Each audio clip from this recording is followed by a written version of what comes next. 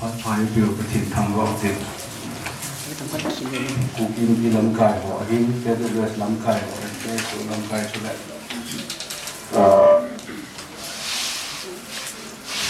tu na hong tu kong họ thì masa berding na chú chỉ ở cái bà chú cái gì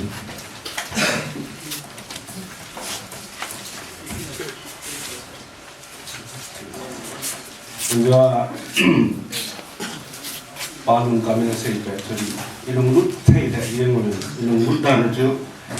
kavet na ile na sa pen kong ki parliament aji tu ti ham ti le ama say pe na ingai thu piu ai ilong lut bang wa chu expectation bang chu thung ni lo ram ka ti le ka ki parliament aji tu ti ham ti le tu ai say ki pa hi creation culture and moral wa ya cái của cái hình hậu thú như thế thì culture là hậu thú chỉ cái hình như nó bao nhiêu sẽ tan culture là hậu thú như thế thìว่าchú chú ba theo hậu thú ba thì bé sẽ luôn chú lại hậu thú như thế của đó culture thì chỉ cái này chỉ cả relationship hay là vad là chỉ cái này thì hồi lại cái mặt là hồi lại cái nằm ba chú chỉ do chú sẽ hiểu hey chỉ được là thì cho lim background là lim nó coi lim đồi ông khá lâu lại ông khá cắt rồi cả cái về leo thì vui ba tiền họ chơi thì họ đi mai kem chào cô saki cả cho xí xí cho cả nó có một lim đồi thì nó coi như hiện là a background là có thu đến đây mà chỉ thu xây được indoor thu xây được gì vậy amma sa penin culture cái xây phá là definition tam piu mình culture ông cái part là chú Roman senator Cicero cái bài senate mà ai orator thuộc ý ta hình culture cái cốt hình bộ là cô na chú culture thu hướng cái xây hình ai làm ăn culture xây thì cultivation of the soul lâu ibo là chang ho anh chỉ hỏi họ tập hòa cô cultivation of the soul cultivation of the soul thì tức là phát trong các join offender thì say to ways in which human beings overcome their barbarism and become fully human at the chỉ bây giờ có phải là contradiction cho cái gì offender to say by om thei lo bil khana ka gel ya chu kita pangin definition sum chung langkhat extreme iti hin om iti het thei le la chu iti contradictory definition the kind ko in cultivation say ba wa chu culture to cultivation hi ya la chu plant cultivation ham alwala iti jong chu a hi da pon tunaya life science bolon issue culture ki ho abol ho pu ichilang pong artist ichilang pong cultivation meaning part of sahin ala tunai no is say don't plan power individual through external agents to ifi hitala ko velwa ho zo si apuna iho ati khela wa ti pa lo is say no mai ahin hi cha yong chun hok khen the kitna la hin hijab of containing children dale hijab is say no plan power so mihim dan le mihim hidan ho genetic inheritance na it's ho no wa dan ho gene influence bola personality yong sayin ano wala gene influence bola dasa ipin dan hom the it's ho ti lo wa ho chainan mangoi din adin cultural definition ke say tiang la American anthropologists and sociologists ho it's why popular here ama culture to class to human capacity individual capacity it had been also eastern lampang la hi the individualism hin eastern western hi the eastern ho lang hi the collectivism alo la communism ilang yo hi ichon na wa tilang khat chai hin amana say now to human capacity individual hi na till classify lo the experience of both of the events are the education system no azavin ai lo wa ki hin la ki thip chu na imi na ki khem ma thei ho cho za ve ala amma ma hin zami ya ko ju khala hin ani chan na chu distinguish people classify and represent experience around the world zat chum chumin thilung dan ho avet dan tuna ulun kabin present abo dong chu ukiten thilung dan ho avel wa reality sum ho amu dan na avet dan ho khat hin Rousseau thinker Rousseau say that folk spirit having unique identity he depend he ko ha se culture ki pha na ye choi hin ai lo wa la Rousseau in zat ya ke khat ki cultivation of inwardness or free individuality ati he ji to culture in aho ali ne ye choi sei lum tu na aho ko ke na le ne ai tu na wa sei lum pa hi pu te pa te khana ko na chọn là hung pa chọn là tu na he pa enjoy ta sei pa chu ichi culture chu to ipathi do na hi the relationship nam ai lo le chi iti sei tu ni nam pa lo be ti he it's in ngai dan chum chum moment evolutionism la sei le evolutionism i he lo lang i he lo bu yong tu na ya chu new universal culture kana home में है जिसे भी हम डाले class इजाज़ हम class 3 हम 5 हम कर ऐसे मार को ना जो लेसे इतनी हम किसी हम किती जो through evolution किती है ना through evolution हम किती आ अल्लाह लेखाई से भाती हो ना जो थिल्लो से ही अचम्जमा हम दो ही लेखा से ना वा स्कूल को ना हम की हिल ना हो सही अल्लाह हिची लेसे ही अचम्जमा हम दो मिलोंगी 3.5 billion years sungai mi kita ya sam chama hum do mi hum su a lunggel an ne ya ki tholo se hum ma 3.5 billion years ai ju evolution a ta san chai le hai sim na wa yong thinker izak zong tu kha ma chu aki hiet na chu vele philosophy primary premise akitin aki pat na to say a foundation de biam da kirsimo yo say through evolution aban bana kita hung ki ker kala hung ki ker to so ye ala hija question that about so among example of evolution example iti het the ham mi hem ji iti da na tu ai tila ko na bacteria ta bang khat mi hem su tu ai lunggel ne the ya bu ne the ya conscious the ya na avel surrounding ji conscious the ya het the na ne the ya ti jo amon if tu la evidence appeal ji bhang ta la chimpanzees wa khat ai ala khat ne zong hoin mol kan khat ma na chilaga nu ko na si ko ga holuna si mi chila cha hongmat ne la loi do ani na chi ho bang chu avet no ba chimpanzees in akut mang lo ba mol khataga mol kan khataga man thei pa chu ama ho yong di masana thi lo yin tua hi a conclusion a tha pa chu na amasang aman masanga cha mu kha lo cha ke ai la hi chu evolution a base le hi oi la evolution ta san mo ham ki chu in sei de ke di hi amana individualism when amu dana chela culture to simply way of life and doing things na individual society hello individual in iti thila ko ram kaveila ka bu kaleam ai lo wala kalam zo dan itiam kahai dan itiam hichipa lo jo ha focus ni and creationism dinata sandam chela culture hi ahung ki patna omen intelligent mind omen na chi na omen chi na nung thim omen so that chi na nung thim ji chun leise hian lang asunga thil sim mo zo se yong hin chi na nung thim hin ago na design abola ain sim do hi ti hi creationism ta san hi ala hi chu dung ya chu iwe ga la chun culture hi ki pi ba hi na culture hi acham chama hung uming tin ai wang su ki pi wa culture ka hi uming hi creationist point of view also Christian was pi hi wan Christian also thil siam ta san hi beta thil hi asiam pa khat amin asiam pa lung thima ko na hong ki bonga hong ki siam lo ti ta san hi lang sai se ya Christian or the Christian is hi be e the kaya evolutionist or creationist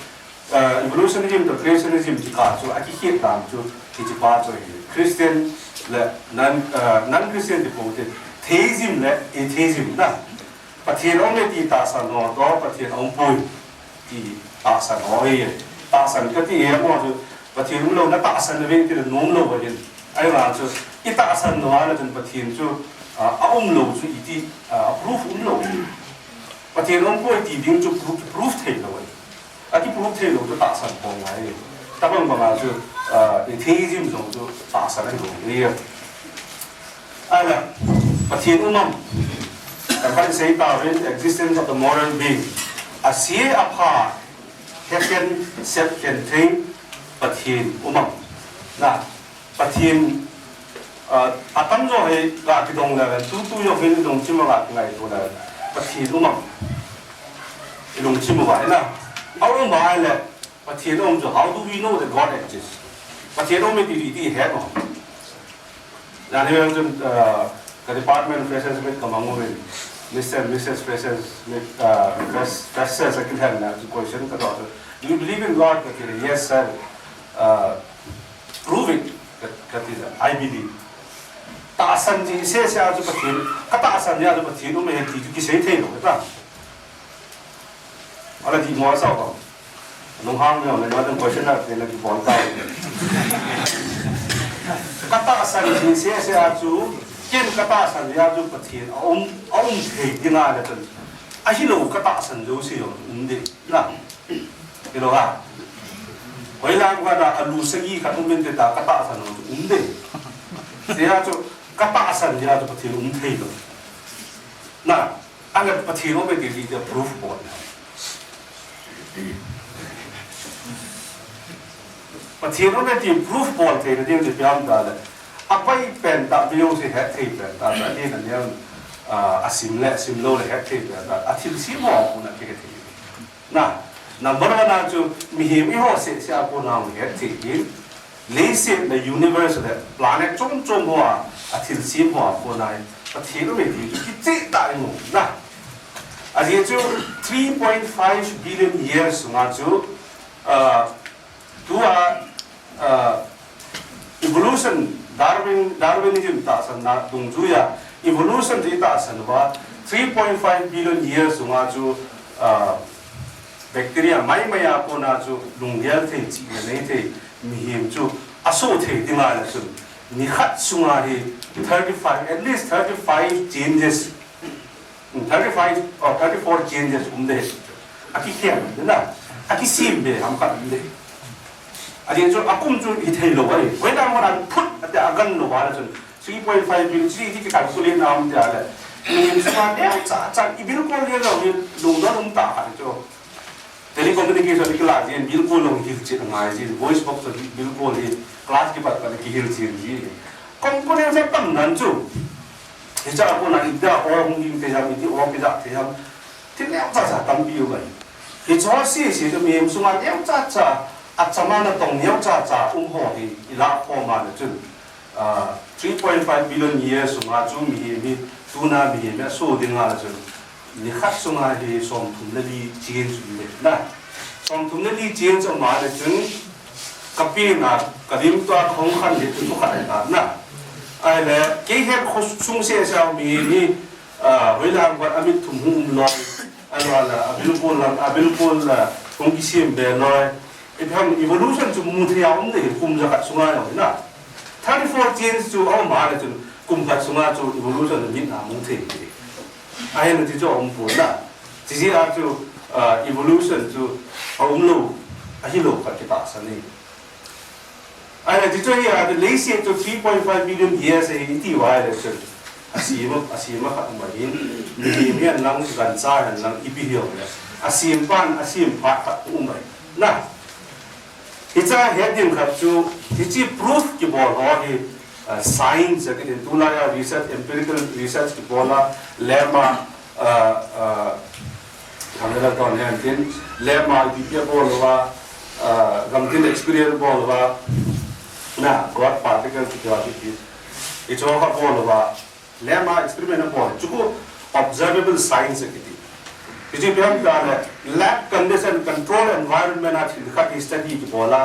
EPT อันที่ study ที่บอกเลยที่จะเอาคนอาจจะจูน laptop ที่ว่า technology หรือ building สะอาดที่มีเห็นพันธุ์ใน civilization หัวมันไอ้เรื่องละที่จะหัว evidence มันจะที่ลุงเกลขัดไงตัวขัดที่สิ่งไป science เป็น scientism กิตินะ science เป็น philosophy สิบวัน philosophy on the basis of science ที่ตัว scientism กิติยาตัว science และ scientism นี่เกี่ยวกันง่าย science ตัวบอยโลกิมาจากคนอุ้มโลก science สิมันตัวปฏิทินอะดูไว้ผลนะปฏิทินที่สิ่งที่ด้านน่าจะพูดก่อนเลยโอ้ยไอ้บาง scientism interpretation ที่เป็นป่าตัวที่จะไปที่เกี่ยวกับที่ตัวที่เห็นอยู่ว่าก็เสียเห็นไอ้ปฏิทินที่อาศัยเรื่องผ่านเลยกันปฏิทินทำที่ตัวเสียง่ายแล้วว่าตัวอีเห็นหน่อยปฏิทินตัวquestion จนพันรักจนจะเป็น phrase ที่บอกนั่นเลยที่เสียให้ปฏิทินได้สิ่งมั้งนะอีที่โดนบุตรนี่เลยเองที่ยูเอ็มไม่ลงเลยอีที่โดนบุตรเลยอาเสียให้ปฏิทินได้สิ่งมั้งตั้งยอดน้องมุดได้อาเสียให้ปฏิทินได้สิ่งมั้งที่ต้องเสียปฏิทินได้สิ่งมาแล้วเสียต้องปฏิทินได้สิ่งที่เด็กที่เราต้องถ่ายตัวนั้นไอ้ว่าไงอาเสียให้ปฏิทินได้สิ่งโอ้ย explanation ที่พิหามได้เลยปฏิทินมีหิมและวันที่หัวปีที่พิหามได้เลย free will ที่เราต้องเสียที่ปฏิทิน interfere บอลที่ไอ้ว่าจะ free will ที่ยัง interfere บอลมีหิมะมี free will เอา interfere บอลแล้ววันที่หัว free will เอา interfere บอลอาจจะพิหามได้เลยปฏิทินจูไงรู้ปฏิทินนะไงรู้ปฏิทินให้อาจูมี free will อาจู interfere บอลเลยอาจจะจู free will interfere อาจูบอลผ่านอาจูไงรู้จูไงรู้ฮิโลเองนะเก่งโรบอทขัดกระเสียมาอินกับว่ารู้สิอาจู I love you ไอ้เนี่ยที่อะไรที่จูไงรู้ทำฮิโลเองนะฮิโลอันอะไรปฏิทินเรามีหิมจูa free will อะไรดอกบีอาอามาไงรู้ดึงอาจูอามูสิปฏิทินไงรู้บุกเห็นอาทิตย์ละเห็นละวันจูไงรู้ฮิโลเองปฏิทินไงรู้ละที่ป่าเหไงรู้ลงที่ดินมุนเอามาอังไงรู้ป่าจะไงที่ที่นะตัวน่ะลุงอาโกลังตั้งตาเราบีสับจิตจุยจ้ะลุงอาน้องมันน้องมันป้าอันกันนี้มีดังจงสิอังไงรู้เทียอีช่อยงสิไงรู้ละวันนั่งเล่นไงรู้ป่าที่เราบีละสาวจ้ะนะที่เราบีกิเสสุแกที่อาจจะอินคุมลุงแกยาอิเตะตกาแกงฟองดึงอ่ะที่คิดแต่งาไม่ที่จะป้าจะยังไงรู้นะจุดนั้นอะไรปฏิทินจะไงรู้ปฏิทินไอ้ยาจูมีมาฟรีวิลล์ก็ยาฟรีวิลล์ยาจูไงรู้จีแต่ว่าอดีตไงรู้นะดีแต่ป้าจะที่รู้เท่ที่จริงยาจูที่ฟรีวิลล์องค์ยาจูเซตันล่าลูซิเฟอร์ปฏิทินดูปฏิทินไอ้ดูว่าปฏิทิน challenge ไอ้บอลที่จะพูดนะจูที่สิอาศัยอีวิลล์ที่ปฏิทินนะอะไรอีวิลล์ที่ปฏิทินเสียวิลล์ที่จูนะเห็นไหมฮะไอ้เนี่ยปฏิทินจูสีเล็บป่าเรียกกันปฏิทินอดีตไอ้เนี่ยปฏิทินจูยี่ห้อดูวินิจก่อนเบียร์ดูวินิจก่อนเป็นปฏิทินอะไรจ้าระวังปฏิทินเบียร์ฮีเทวันที่เห็นนะปฏิทินเบียร์จูมีวินสีเล็บป่าที่เห็นกันที่ว่าอาปัจจัยที่บอกแล้วที่เสียตั้งไงแล้วว่าเห็นมันอย่างนี้จังไงดิเป็นที่พาร์ทยังจะที่บอกที่เราต้องเห็นนะไอ้บางอาจจะมีตั้งตาเห็นเก่งประเทศกันมาจะพูด I know what is good what is bad for me ที่นะมีมินประเทศจุดยังไงใจจริงๆจะเป็นการเลยเอ็มาเห็นในสิ่งที่ผ่านจะหุ่นจียังนะจุนเอ็มาเห็นในสิ่งที่ผ่านหุ่นจีคลาสสองสองจุด assembly ต้องหุ่นเลยต้องหุ่น assembly หัวนะ assembly ต้องหุ่นอามาเนี่ยculture ที่เราใช้ตาเป็นอาทิตย์ปัตย์น้องมินอาทิตย์ปัตย์นั่นจุลาเซเลอร์จุดละหุ่นกี่แก่ฮิจิ universe เลยเสร็จแล้วอิมูพาเราเสียบลาได้พอเราเสียอาทิตย์ปัตย์น้องมัน evolution is short ว่าร้อยขันจุดพิเศษบางอย่างเลย there is no beginning there is no time na phát ompon akipat ompon akichai ni ompoi ala kita say lo yo jo min ala tu la ya popular the big bang theory ya jo akipat na hong le and big bang no jo proof thei ta tai pun a cause ki hello na a cause proof thei lo universe hi akipat na hong yo ni ta san akipat na hong min asim pa patin an si hi ai là apa asim ba patin asim na sungam ho long chu patin asim ai tai asim ai ala chun asungam ni hoin ani yu kan cha hi isan ngia lu ya ham na ija aku na hong ki pan ham culture hi mi patin sim so ham mi hoin culture ani ho hi ija aku na hong ki pan ham mi him ki pat pan aku na hong ki pan lo tam culture ino mo ai to culture hi on assembly to wa tu na pun chi culture ni law ti sai ki ho ba pun ba akhang ai kai apan bana hung mai culture hi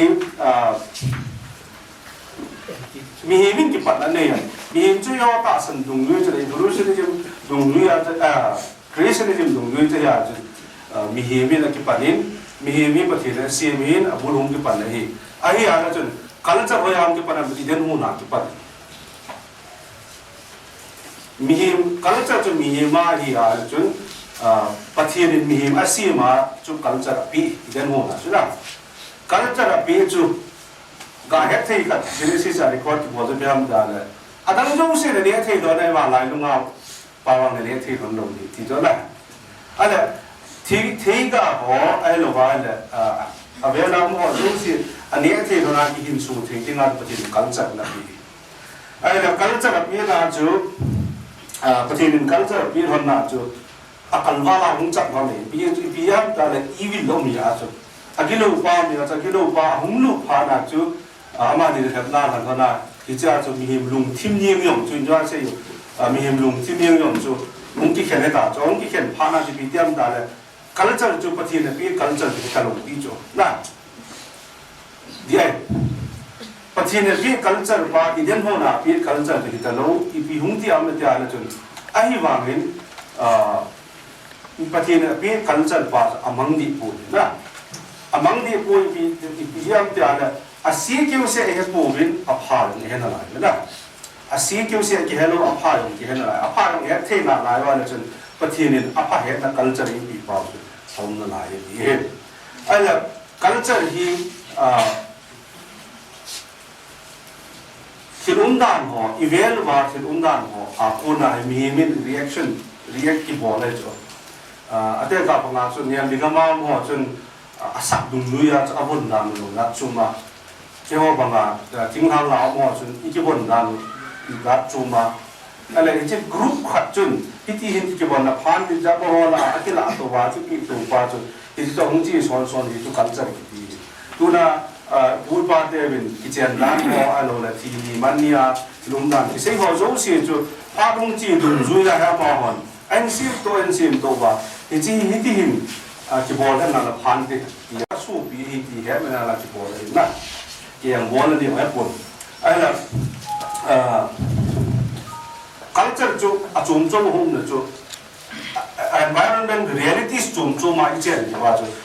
culture chum chum ka ye aki kya nama ma ki kya no di he ta ai la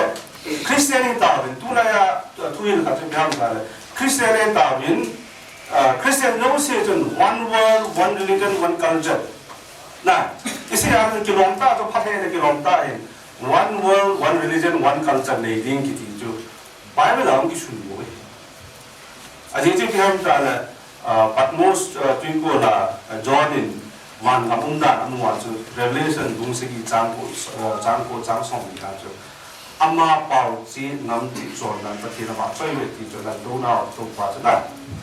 ai ana chun pathin ko me hun de mo na chun ki te yo na chun I pau chi u nam chon na chi u na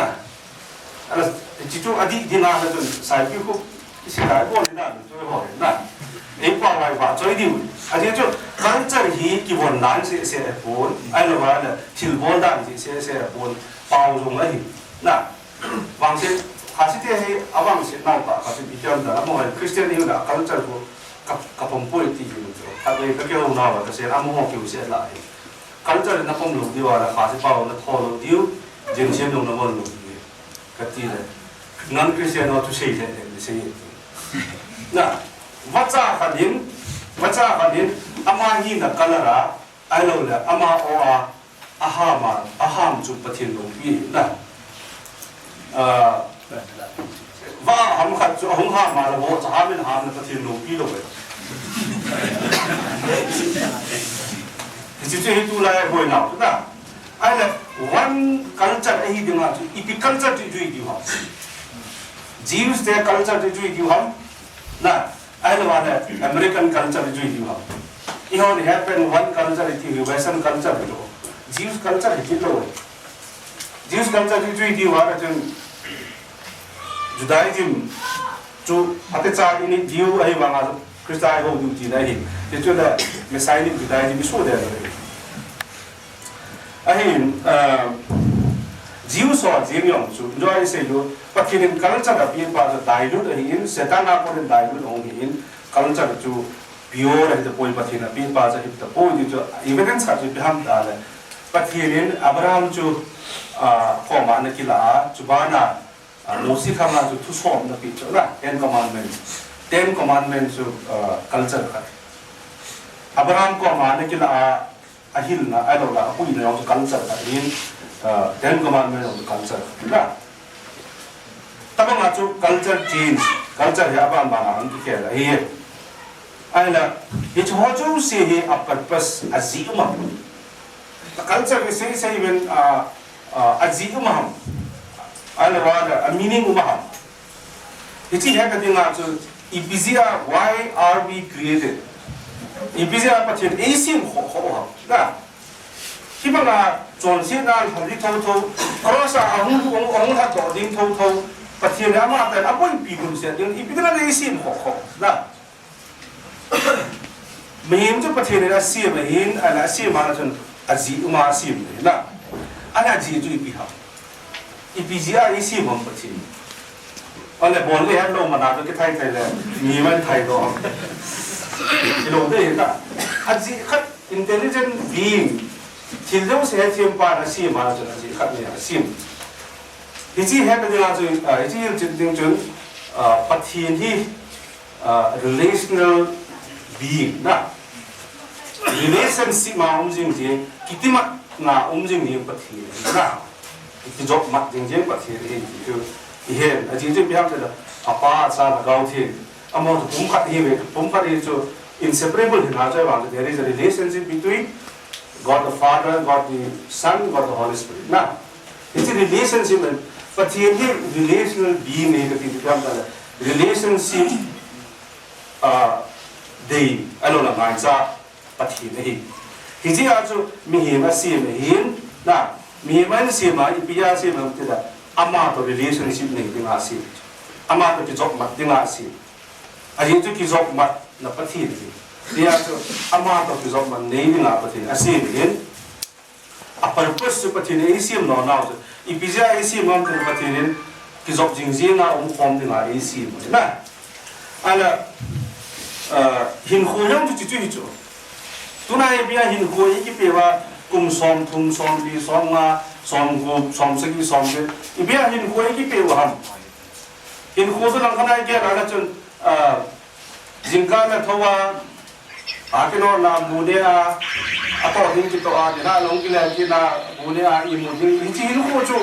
ki chi na hin ko e ki ye. Na hin ko chu pathin de job ma de ding hin koi. Ala hin ko a chu culture ni hire. Ichi culture chu a purpose bi ha. Ipisia tu culture ini ham, Rom bungkat buni desi malah Polin, ada cahaya je. Jews dia tu tu sama pin, na dan tu sama pin, Gentile orang tu anung semua tu sama je tu Polin desi na tu. Ipisia tu seham dia ada. Jews dia tu ipisia tu sama je na. Gentile ta. Nia tu volume bolu dia ni ipida tu api kau ham. asile apha he ken thil di wa pi asile apha ki chi ta he ken thil di wa pi ale gentile ho chu adang si chu lungsung wa chu so ma ti ji ti je se pa polin je se culture se pathirin asile apha he ken thil di wa chu culture ki tu na chu mi ji to zong chu asile ki chu kon iti he ma mu ti da na se mo mo to ma pa pu ti ki he hoi lai ki ji am Bible lo koi do ni la hoi lai ki ji am ki pu pa ta pa pu ti na se the chu i bia se the ham ta la culture lao ma mi ji to zong da chon si ye na chon si concept ang lu the na pa chu culture chu anan fai ai la culture se se a chu si la pha he na cham kim lo ti yong ni se ki ma lai ye adi lo lấy xe chúng ta qua xe chúng ta so xí là phá thì mua mà na ý ví dụ xí là ví dụ phá cái chân chú xí là phá hết thì nó cho ý anh mà chú cái chân base à chú xí là phá chú ý xe ya là chú lấy xe chúng ta xí là phá thì bằng rồi na em mà hiện ông đàn chú hình nè cái điều ấy ta sang được chỗ nào miền ta sang nè cái ít hết mà anh Africa tribe các cái video đó là athi asok yo athi tiệm là hình mình đang làm nhẹ thế rồi thì anh sung min rồi anh thì tôi ý anh mua cái nào thì sẽ lâu rồi na sẽ lâu gì đấy ham mua lâu gì đấy mua cho cái cái cái này cả chui anh bảo mà tôi họ tôi đang xí cái là cái số thì cái xem mà này những cái thì tôi là tôi đi lâu rồi na Ipisa kita bang extreme culture kan ni kau enjoy se jo environmental condition environmental reality so ji jo in culture shape ana bole iti per pau jo apun jo aji jo tham da Africa ka phasa kam jo phat khat la ya jo ne de yom lo ama ho ahi ki hin so na kham diu sa la nga lo lo ji ya jo athi tiong la jon mo bui manga mo mun mang sang jon kinela phan de la ti kha na jo ki him so na denga an bol kha wa le a chai na to hung ki chu ta ba to ko de ne dam ti jo ni thi po bo jo ne ki chu wa a je a jo adang dang in khoi lo no de in sung mi hom ne de ki na ama wa hin ama ne de abu ata sa chu de se so ki ta lo de se so sa lo ama un sung a jo circulation ji de ki lung thi ma jo an bol lo a hi le chun culture jo si le pha he to cham kim lo relativism ta sa no chun pi se bam da la mihim het na hi mihim a se la pa het na nei pa hi ti se la pa le ke na da pa se nei pa thiet na no he mihim no se la pa da ki het na hi na ati ana culture to reliable point ye ba with self reliable na atam zo hi ho hin atam zo hi ki ken ka het kalwal ken ki nga ka ki het kalwal na tu ki nga pha ham pu ke da be silang na pe na pe ni wang ka he silang na pe ki hi ki da do han lang na chen no problem boy na yo si ta yin ki hi reliable na ta san de cái ta san thì cái hiểu là cái ngày tuần cái bên đó cái số sử dụng này rồi tôi cái gì thì cái là cái self trung trang thu cái gì cái cho example là bằng cái gari to nó hiện nó là bus trung không nó là taxi trung không tôi tin là side là nó train anh ấy là train trung không tôi luôn luôn đi xem side window hơi cả là ấy là đi là apa nào ông to là ấy to là cái kan da to na to ko biya ko e ga ina chak ba e chak da na ki la to biya ham da le ilang a ki tol pa ko ong pha na ilum thimin in sei bi ji bi ham da le na ga ye ki tol dai to ni jo apanga wa cha da ala hita bang lung thim ne ho reliable hi ho gari apanga tol ho to e ki tol la ki he ya la e yo ki he thei lo ki ne to na ai là self dùng cho reliable cái lỗi chút chút tí điểm hà là chân ấy tấm loại mang sẽ đúng ta chú culture hay là society social development hay là politics rồi cả tấm do hi ho hin economy về là mi khăn tổ cái vậy mà cái ho khăn tổ nó ta nói ghê là vậy nó không mồm hiền này là lấy xe chúng ta khăn tổ nó là mặt trăng nào vậy thì cái xe cho newspaper ham mà nó là hồi lại economic times hồi lại cái xe khăn tổ là mặt trăng GDP cái lên chỉ chút cái cái xe họ rồi em họ là sao à cái gì mang sẽ chúng ta chứ để làm là do movement họ bằng của mà trả lại đấy họ là cái họ thì làm nó đam cái họ một cái bốn thôi ai là khi ta bằng passion thì xuân là thế lo passion là thế lo cái self chủ chuẩn hồi lại là chú adi chỉ để hết để tam apart chỉ để hết để tam thì là train ham garia mai sau thì chú ako mà chỉ để họ chú chắc thì chú là 이백 지우지 배움 따라 했지 저 아기 칭라기 칭히니 방바다 티 이디야 아짜 저 개가 그 또가 단계 저 브레이크 한 포아 아니 가리도 지대대야 그 해비움 저 아짜 저 스리랑카가 되네 진짜 좀 um하니 기헬로 가리가 또 있나 아이라 그 가리도 비대 담 브레이크 아이 테이도 보이다 까마상아 보이까 따라다 까마상랑 그 가들래 트래픽 police 바드 까무 저 지에운다 보다 kamu phana ko hari chi lu ka ya chi ala traffic police ba din jo achat lo lo til khat jo achat lo lo til khat chi mu je ka chat lo poi ki he ta ba nga chu I chot now I khan now asia pa het now wa ri adi che pa ji het the lo ti ma chun hoi lai jo achat lo til khat um ne achat lo chu reference ai ne na ke ka chat lo poi ka cha lo ham ka di lo ham ka phat ham ka si ham ti het nga chu achat lo he lai he jing pau de lai ju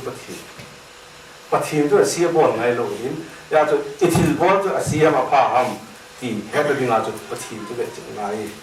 ye jo hi ala chen I chon na wa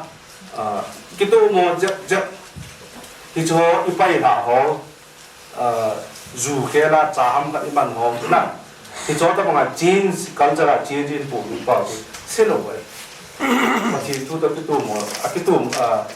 cái tu mò lồng lại chân xe cho xe đồ vậy, cái bao nhiêu chân chỉ tàn thế.